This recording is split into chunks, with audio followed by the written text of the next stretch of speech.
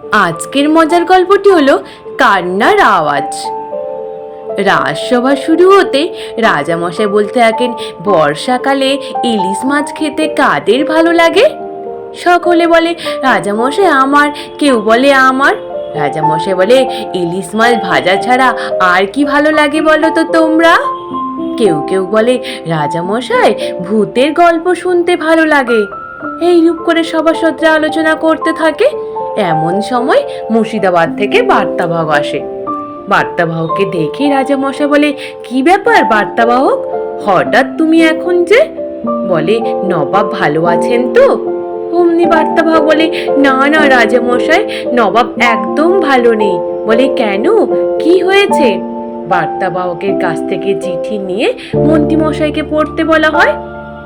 মন্ত্রীমশাই পড়তে তারপর জানায় যে মুর্শিদাবাদে রাত্রিবেলা হলেই একটা কান্নার আওয়াজ ভেসে আসে, তার জন্য নবাব শুতে পারে না। রোজ রাত্রিতে এইরূপ কান্না হতে থাকে। এই কথা শুনে রাজামশাই তো অবাক। তার জন্য গোপালকে নিয়ে যেতে এসছেন বার্তাবাহক। গোপাল বলে, রাজামশাই তাহলে আমাকে তো যেতে হবে মুর্শিদাবাদে। রাজামশাই বলে, গোপাল তুমি পারবে ভূতটাকে তাড়াতে? গোপাল বলে, আমার তো ভূতের ভয় নেই, কিন্তু চেষ্টা তো করে দেখি একবার। তারপর রাজামশাই বলে, বেশ গোপাল, তাহলে দেখো তুমি চেষ্টা করে। রাজসভা থেকে গোপাল বেরিয়ে আসে। গোপাল গিয়ে বাড়িতে যায় দেখা করতে। বাড়িতে গিয়ে গিন্নিকে সবটাই বলতেই নাতি নাতনিরাও ছিল। ওরা সকলে অবাক হয়ে বলে, এ কি, তুমি যাবে ভূত তাড়াতে মুর্শিদাবাদে? বলে, কিচ্ছু হবে না গিন্নি, আমার বুদ্ধি আছে না, আমি বুদ্ধির জোরে সব সামলে আসতে পারবো। দাঁড়াও আমি স্নান সেরে আসি। গোপাল স্নান টান সেরে নিয়ে বার্তাবাহকের সাথে মুর্শিদাবাদে রওনা হয়ে যায়। মুর্শিদাবাদে পৌঁছতে নবাব আর উজির বলে, এই যে গোপাল এসছে। গোপাল যেতে বলে, গোপাল তুমি এসছো, তুমি পারবে এইরূপ করে যে কান্নার আওয়াজ ভেসে আসে? আমি রাত্রিবেলা কোনোদিন শুতে পারি না, আমাকে একটু মুক্তি দিতে পারবে এই কান্নার আওয়াজ থেকে? অমনি বলে, কোথায় কান্নার আওয়াজ, আমি তো পাচ্ছি না। উজির বলে, দেখলেন নবাব, এক্ষুনি দেখুন আওয়াজটা হচ্ছিল, আর গোপাল আসার পরে আওয়াজটা কেমন যেন বন্ধ হয়ে গেল। গোপাল বলে, উজির সাহেব কান্নার আওয়াজটা কোন দিক থেকে আসছে, আবার ওই দিকটা আমাকে নিয়ে চলুন তো। তারপর উজির গোপালকে নিয়ে যায় উত্তর দিকে। বলে, এই দিক থেকেই আসছে গোপাল। গোপাল বলে, তাহলে উজির সাহেব এই দিকটা আমার থাকার ব্যবস্থা করে দেন, আমি আজকে রাত্রে এই দিকে থাকবো, আর একটা হ্যারিকিন আমাকে দিয়ে যাবেন। তারপর গোপালকে হ্যারিকিন দিয়ে ওই দিকে থাকার ব্যবস্থা করে দেয়। ওদিকে রাত্রিবেলা নবাব তখন বেগমকে বলে, বেগম গোপাল এসছে যখন ঠিক আমরা কান্নার আওয়াজটা ধরতে পারবো। কার কান্নার আওয়াজ, কেই বা এত কান্না কাটি করতে থাকে রাত্রিবেলা? বেগম বলে, আপনি গোপালকে দিয়ে ভূত ধরবেন? ওঝা আনুন ওঝা, গোপাল কখনোই পারবে না। নবাব বলে, বেগম তুমি আমার উপর ভরসা করে দেখো, গোপাল ঠিক পারবে। ওই দিন রাত্রিবেলা সবাই শুয়ে পড়ার পরে পুনরায় শুরু হয় ওইরূপ করে কান্নার আওয়াজ।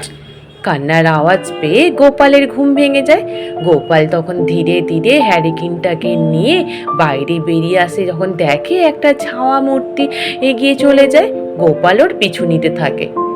তখন দেখে যে ছায়ামূর্তির কাছ থেকে কান্নার আওয়াজটা আসছে না, কান্নার আওয়াজ আসছে বাইরের দিক থেকে। পরের দিন সকালেও হয়ে যায়।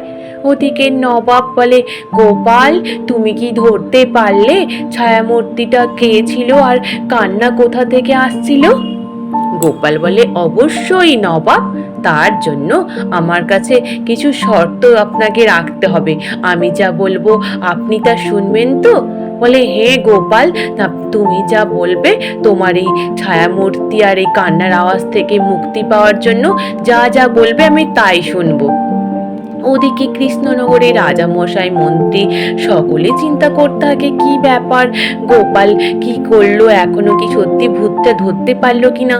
ওদিকে গোপালের নাতনিরা ওরাও চিন্তা করতে থাকে শুয়ে শুয়ে, যে কি ব্যাপার, দাদু কি পারলো?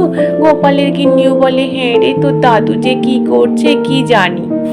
তারপর ওইদিকে গোপাল সকালবেলা উঠে নবাবকে সবটাই খুলে বলে, নবাব তাহলে শুনুন, কালকে রাত্রিবেলা যখন আমি হ্যারিকেন নিয়ে বেরিয়ে দেখি কান্নার আওয়াজটা বাইরে কোথা থেকে আসছে আর একটা ছায়ামূর্তি হেঁটে চলে যাচ্ছে।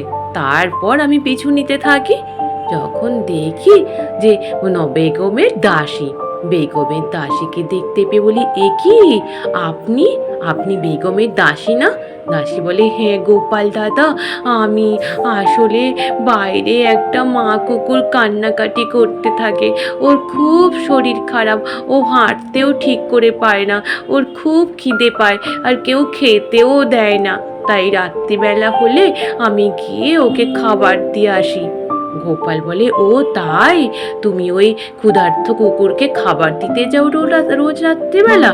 বলে, হ্যাঁ গো গোপাল দাদা, এই মহল থেকে কেউই খাবার দেয় না, তাই আমাকে দিতে যেতে হয়, আর নবাব জানলে তো আমাকেও বকাবকি করবেন, ওই ভয়ে আমি নবাবকেও জানাই না।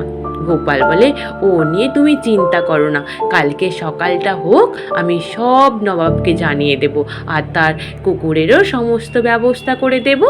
নবাবকে বলার পরে নবাব বলে, বেশ বেশ তাই হবে, তাহলে ওই দাসীকে ডেকে পাঠায় আর দাসীকে বলে, দাসী তোমার ওই কুকুরকে ভেতরে নিয়ে এসে ওর একটা থাকার ব্যবস্থা করে দাও আর ওর খাওয়া দাওয়ারও ব্যবস্থা করে দাও।